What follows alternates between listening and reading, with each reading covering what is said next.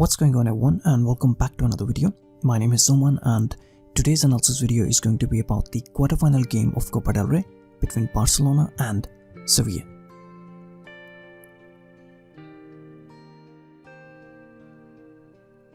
So Barcelona started the game in 4-3-3 formation, but they shifted to back 3 with possession. Rakitic dropped in the defensive line with possession and made it back 3, and the formation was more like 3-4-3. While Sevilla on the other end lined up in a 3-5-2 formation and they shifted to 5-3-2 without possession. Barcelona started the game really well. They pressed Sevilla high up the pitch and tried to put pressure on them right from the kickoff. So as we can see here, Barcelona had a very well organized man-oriented pressing. They blocked the passing lanes of Sevilla and forced them to go long. Here again, man-oriented pressing and blocking Sevilla's build-up. Barcelona were lined up in a 4-3-3 formation, but with possession they shifted to back 3. Shifting to back 3 helped Barcelona to force Sevilla's wing-backs to fall back. Rakitic has dropped in the defensive line and has made it back 3 with possession, while the fullbacks are playing almost like wing-backs. And that's why when Barcelona had possession, both the teams almost had the same formations. Barcelona with possession 3-5-2 and Sevilla on the other end same 3-5-2 formation. So Barcelona with possession kept a 3-4-3 or more like 3-5-2 formation, but without possession they had a 4-3-3 system, which means that Barcelona were defending with a back 4 system and only shifted to back 3 with possession. With possession shifting to back 3 as Rakitic has dropped in the defensive line, and without possession a closely spaced 4-3-3 formation with 2-man pivot of Rakitic and Vidal. This was just about the formations and systems that the two teams were using. Now let's talk about the real stuff, which is how the teams created spaces and chances.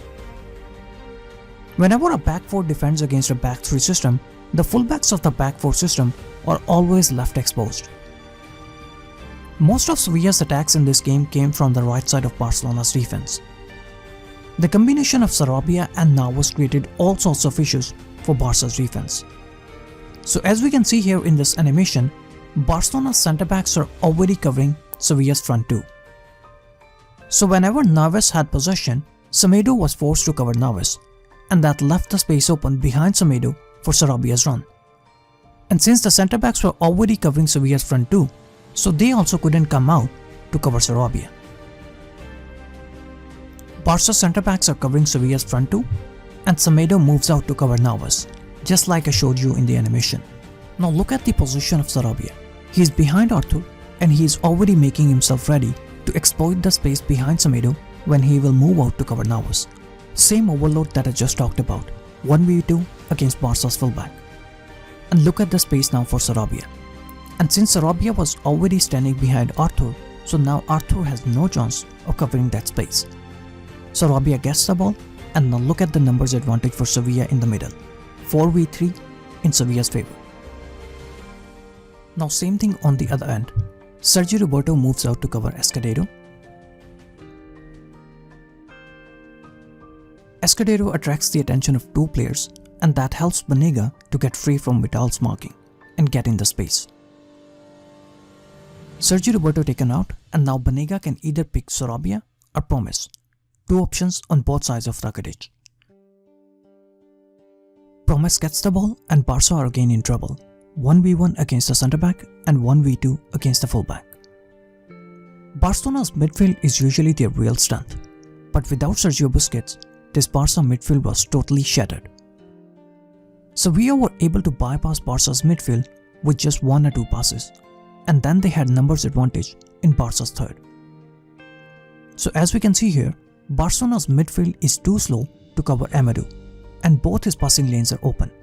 With just one simple pass, Barca's midfield is bypassed, and same overload against Amadou is created, 2v1. Barcelona on the other hand mostly tried to create spaces in Sevilla's third through their off-the-ball movement. Sevilla's back 3 were marking Barca's front 3 very tightly, and they were following Barca's front 3 very closely. So Barcelona used that tight marking to create spaces in Sevilla's defense. Elena drops deep and Mercado follows his run, and that has created a big gap in the defensive line.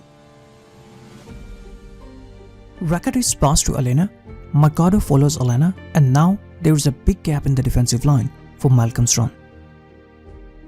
Here again, Elena drops deep and pulls Mercado out. Kevin Prince one-touch pass back to Elena. Kevin Prince one-touch pass back to Elena. Two Sevilla centre-backs are taken out and space is created.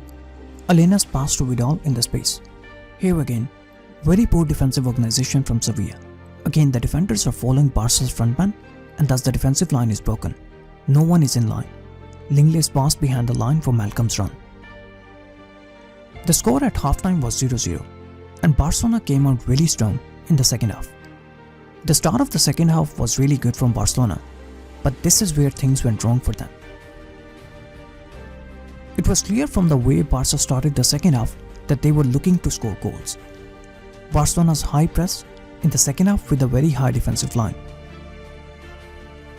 But as I have often mentioned in my videos, that playing a high defensive line is always at a risk. High defensive line and any well-timed run behind the line would put Barca in trouble. Pass behind the line and promised well-timed run, and Barca nearly escaped. Here again, very high defensive line from Barcelona, and both the fullbacks are out of their positions. Sevilla scores a goal. And this is when the game turned into a game of transitions.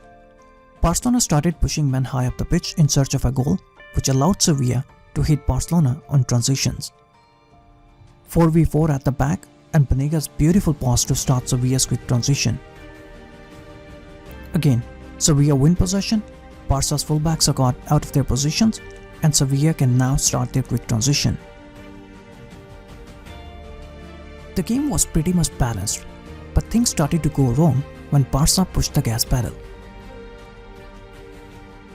Sevilla were too quick on transitions, and Barcelona had no idea how to stop them. Barcelona's midfield also looked lost without Busquets, and at times it was too easy for Sevilla to bypass Barca's midfield. So do you think Barcelona can turn it around in the second leg? Comment below and let me know. Thank you so much guys for watching the video. Please don't forget to like and subscribe.